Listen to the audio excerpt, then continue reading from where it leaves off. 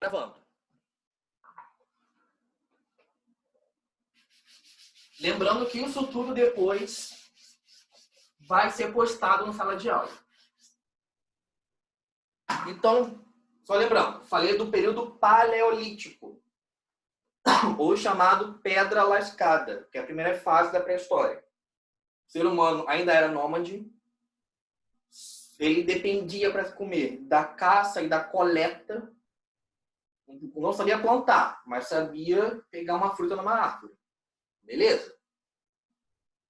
O fogo, quando surgiu o fogo, foi muito importante. E a arte rupestre era fundamental.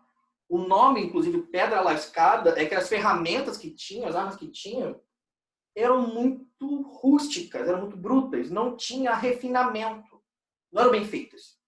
Era só o que dava para fazer o que tinha que fazer. Uma faca era bem simples, era pedra quase uma pedra mesmo. As lanças eram igual aquele negócio de filme, você vê uma pedra toda grossa, amarrada num cabo de madeira, e é isso, pronto. Isso muda na segunda fase, o Neolítico. O nome pedra polida é por isso. Porque as habilidades manuais aumentaram no período Neolítico. O ser humano conseguiu melhor fazer com que suas ferramentas fossem mais bem feitas. Então, isso aumentou muito a caça, isso aumentou muito a qualidade de vida em geral. O que tem de muito importante no Neolítico? Primeiro, antes, eu falei que eles eram nômades. Agora, ocorre um fenômeno chamado de sedentarização. Uma pessoa sedentária não é uma pessoa que fica parada no lugar e não sai? Sedentarização significa justamente isso. Que eles não ficavam mais andando para procurar caça. Agora, começaram finalmente a ficar em um lugar só. As pessoas começam a realmente morar em um lugar só. Começa a surgir até habitações, as casas começam a surgir. E maiores ou menores que seja, mas começa a surgir. Por quê? Aconteceu uma coisa chamada muito de revolução neolítica. A revolução neolítica é um nome que se dá para quando surgiu a agricultura. Quando o ser humano aprendeu a plantar, fala-se muito até de domesticar plantas. Quando aprendeu a plantar e a criar animais, isso mudou muito a vida das pessoas. As pessoas não dependiam mais da caça, não dependiam mais de ter peixe ou não, de ter boi pastando ou não na natureza. As pessoas começaram a poder criar carneiro, criar gado, plantar feijão, plantar o que fosse, mas podia plantar. Isso mudou muito, mudou muito. Isso somando os dois aqui, fez com que pequenas comunidades, de início juntavam 2, 3, 4 pessoas, pudessem aumentar. Todas as civilizações e sociedades estavam vindo disso. Todas. Para além disso, nós conhecemos algumas coisas muito importantes que vieram desse período. Primeiro, nós sabemos que nesse período construiu-se muitas embarcações. As técnicas manuais cresceram tanto que as pessoas começaram a construir barcos e embarcações. Para quê? Tanto para pesca, claro, quanto para explorar mais. Muitas regiões do planeta acabaram sendo ocupadas com isso. Outro ponto que é bem fenomenal. A roda.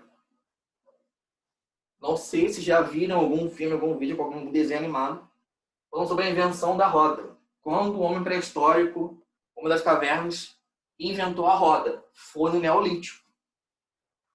Que, né, convenhamos, a roda, ela ajuda muito a muitas coisas.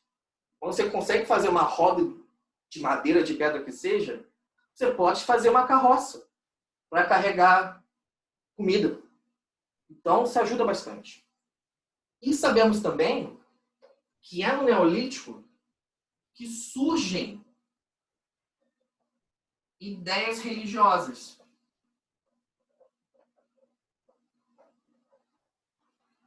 É do Neolítico que a gente começa a ver vários indícios na arqueologia e na cultura rupestre de que estão surgindo ideias religiosas.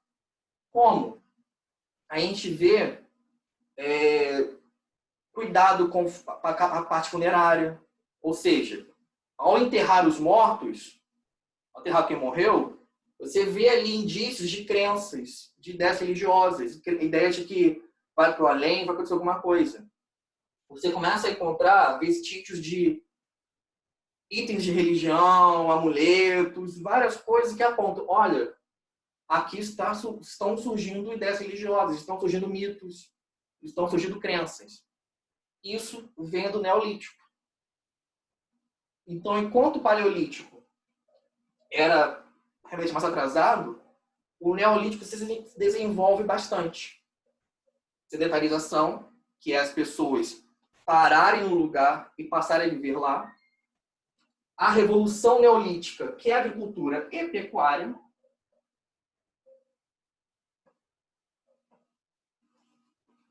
Por que revolução? Porque mudou muito.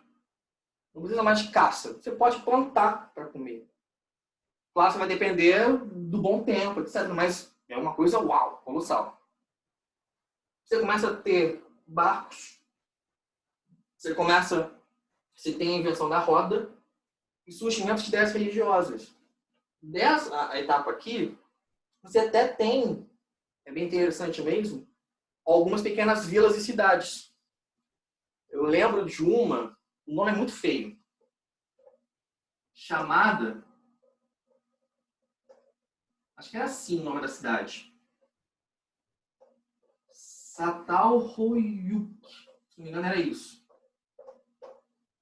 Eu li há um tempo atrás sobre ela. O que foi isso aqui? Foi uma vila desse período neolítico. Que ali se tinha várias casas em conjunto com tudo isso aqui.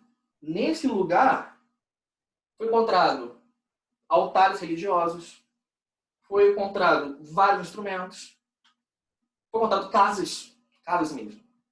E é desse período neolítico. Ok? Por último, o livro também está falando um pouco de um terceiro período, mas que já é posterior à pré-história, que é chamado Idade dos Metais.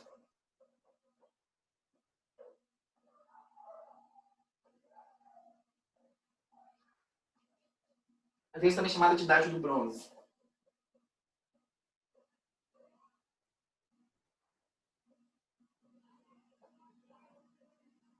O que é isso? Isso aqui, já na verdade, já é depois da pré-história. Só que é interessante também já abordar, já viu o que é isso? Idade dos metais quer dizer o quê?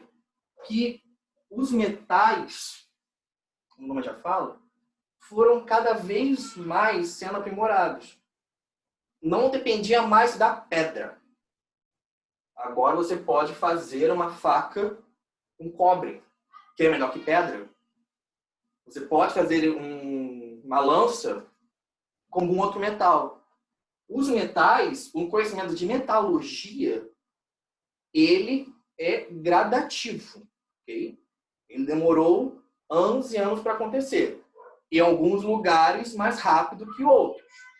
Isso é importante saber. Enquanto numa região o ferro surgiu rápido, na outra demorou. Ok. Mas a questão é que esse desenvolvimento foi importante para muita coisa que a gente vai estudar agora. A gente vai ver Egito daqui a um tempinho.